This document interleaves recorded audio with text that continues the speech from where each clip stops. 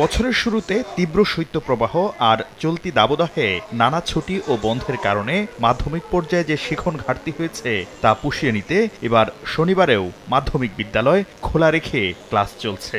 আর প্রয়োজনীয়তা বিবেচনায় শুক্রবারেও ক্লাস চালুর ইঙ্গিত দিয়েছে শিক্ষা মন্ত্রণালয়।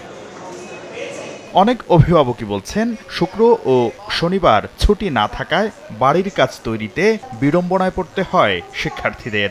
আর এই সিদ্ধান্তের ফলে কিশোর বয়সী সন্তানদের শারীরিক ও মানসিক বিকাশে পরিবারের সঙ্গে সময় কাটানোর প্রক্রিয়াটিও বাধাগ্রস্ত হবে বলে মনে করেন তারা। সারা সপ্তাহ স্কুল করে বাচ্চারা অনেক টায়ার্ড থাকে, সেক্ষেত্রে ওদের তো একটা বিশ্রামের ব্যাপার আছে। আমরা তো বাচ্চাদেরকে এভাবে এত পরিশ্রম করাতে পারবো না। যারা এই সিদ্ধান্ত দিচ্ছেন তারা পরিপক্ক সিদ্ধান্ত দিতে পারছেন না। শনিবার ক্লাস চালু রাখার বিপক্ষে শিক্ষকদের একটি বড় অংশ। তারা বলছেন হুট করেই ছুটি বাতিলের সিদ্ধান্ত অবিবেচনাপ্রসূত। এর ফলে ব্যাহত হতে পারে শিক্ষা কার্যক্রম।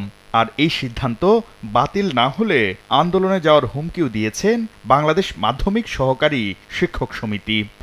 1, 2, 3 ঢাকায় জমি জিতে নিন 100% ক্যাশব্যাক সহ 20 কোটি টাকার পুরস্কার। জাতীয় দিবসগুলো সেখানে যে একাডেমিক যে আর কি ক্যালেন্ডার, সেখানে উল্লেখ করা আছে ছুটি। আদৌ থেকে আমরা ছুটিটা পাচ্ছি সেটা কিন্তু পাচ্ছি না। আমরা এটার তীব্র প্রতিবাদ জানাই। সরকারের প্রতি আহ্বান, শনিবার যাতে স্কুল বন্ধ থাকে। ছুটি বা বন্ধ বাতিল না করে প্রাকৃতিক দুর্যোগ হলে তার ঘাটতি কিভাবে সমন্বয় করা যায় তা বছরের শুরুতেই পরিকল্পনায় রাখার পরামর্শ দিয়ে শিক্ষা বিশেষজ্ঞরা বলছেন সারা সপ্তাহব্যাপী ক্লাসের পর ন্যূনতম 2 দিন ছুটি না থাকলে তা শিক্ষার্থীদের মনোজগৎ ও শরীরে বিরূপ প্রভাব ফেলবে। সেখানে স্ট্রেসটা বাড়বে শিক্ষকদেরও, বাড়বে শিক্ষার্থীরও। তাতে আমি মনে করি হিতে বিপরীত হবে।